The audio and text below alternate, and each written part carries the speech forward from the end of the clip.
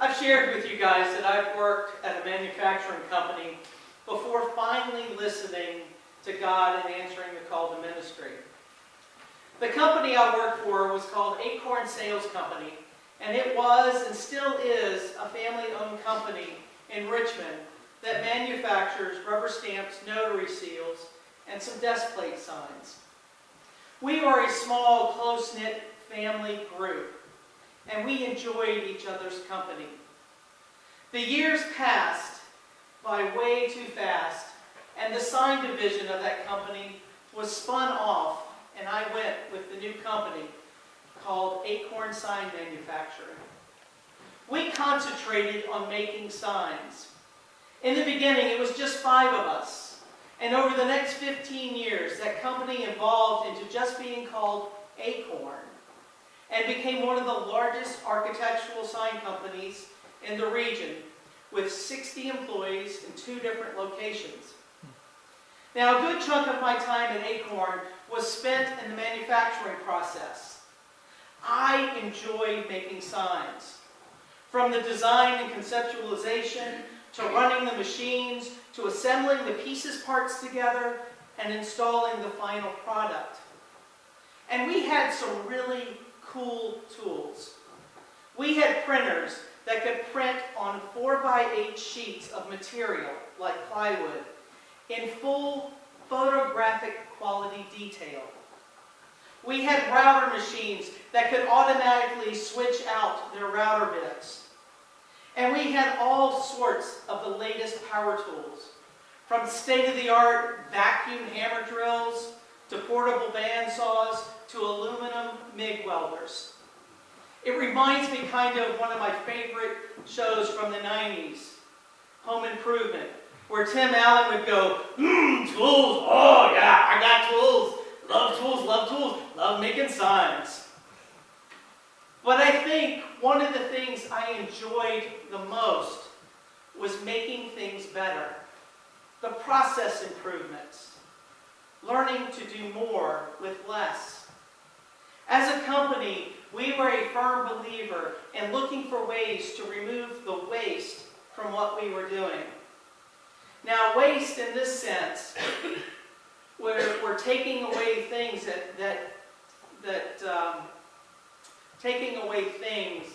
that took time or steps in the manufacturing process. We would remove waste by making small little improvements in the way we were doing things. Now, as part of our normal routine of business, we would have daily production meetings. And as part of that meeting, we would stand around in a circle and highlight some of the small improvements that were made each day.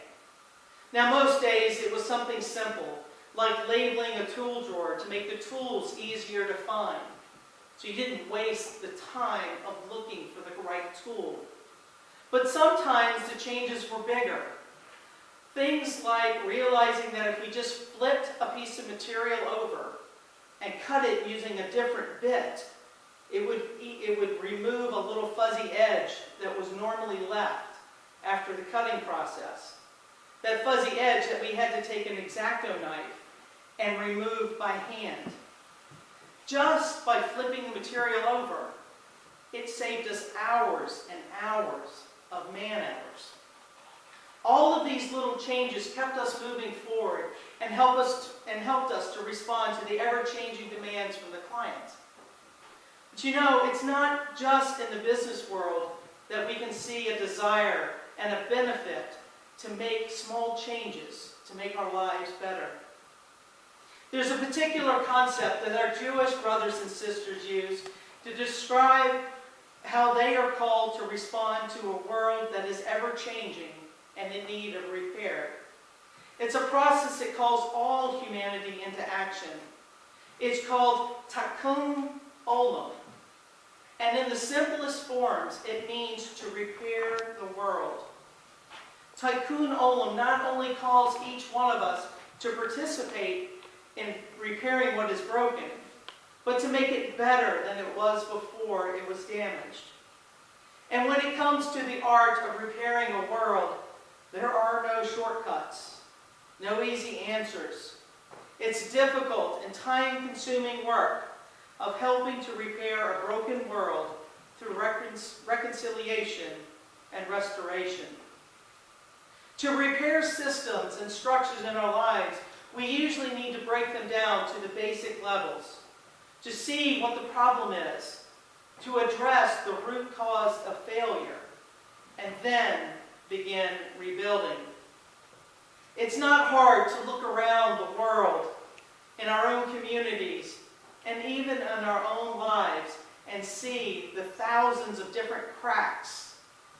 The cracks where God's creation has somewhere gone awry.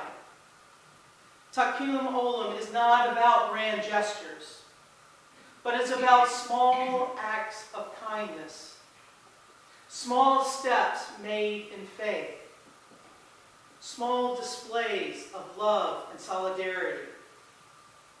Each daily action that embodies loving kindness does not necessarily make for an immediate large impact.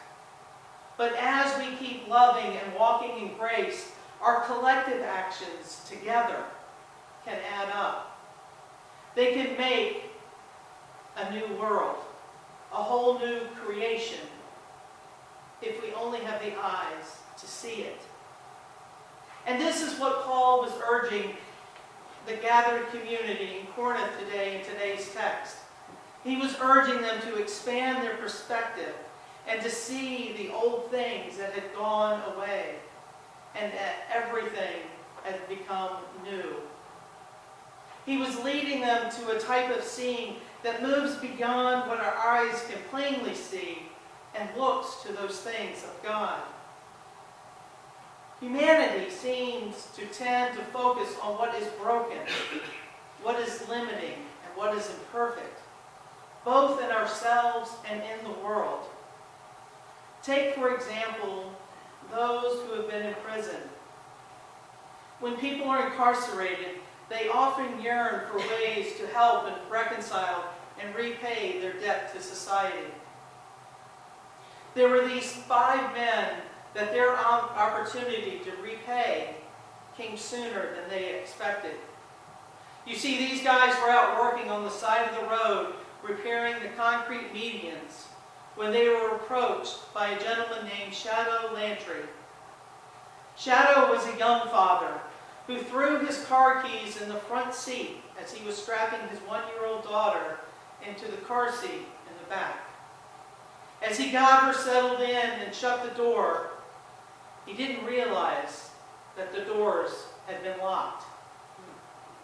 He quickly realized that his 1-year-old daughter was locked in the car.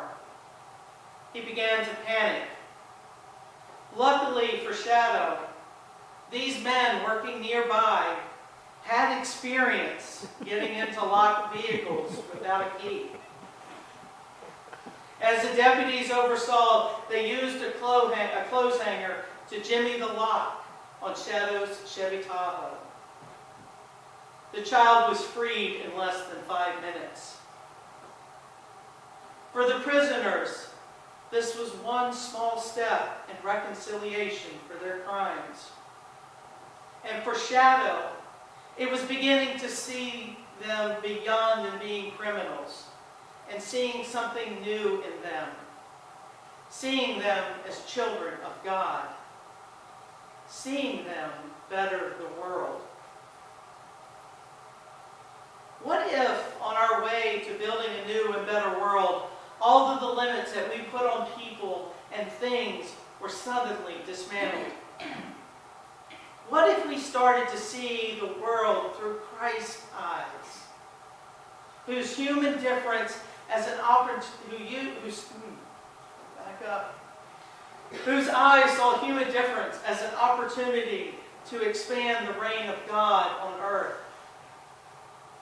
Jesus saw through the barriers and boundaries. He broke them down to a point that where even death had lost all of its finality. Jesus saw through the brokenness and hopelessness, poured himself out to a point where love conquered all. What if we learned to see with those graced healed eyes? What if we learned how to see a newer, broader vision, a vision that led to the widening of our hearts? What if we focused on things that bring us together, and through the work of reconciliation began to take those small steps to make the world a better place? Steps that bring us closer to one another and to God. Friends, reconciliation involves letting go of our old ways and looking beyond the obstacles and stumbling blocks and see the places where healing needs to take place. So the challenge for us today, friends, is how can we begin to open the eyes of our hearts to dream of a world full of reconciled and restored people?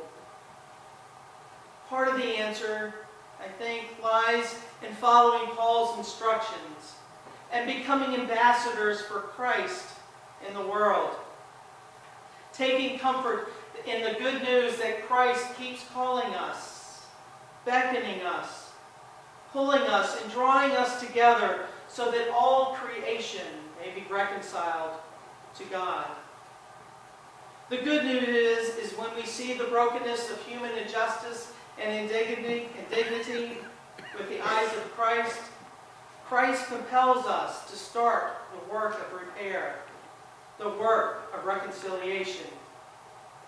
We do this work to show the world God's love. Now, the world will never get a glimpse of God's vision unless we share it, unless we make a concerted effort to say with our hearts and our lives, this is where love is calling us. This is what love is calling us to build together. Let us heal the hurt of others with love that brings us together in Christ. Let us work to live into the fullness of God's creation. Let us see the beauty while creating harmony, justice, and reconciliation, one small act at a time. Thanks be to God. Amen.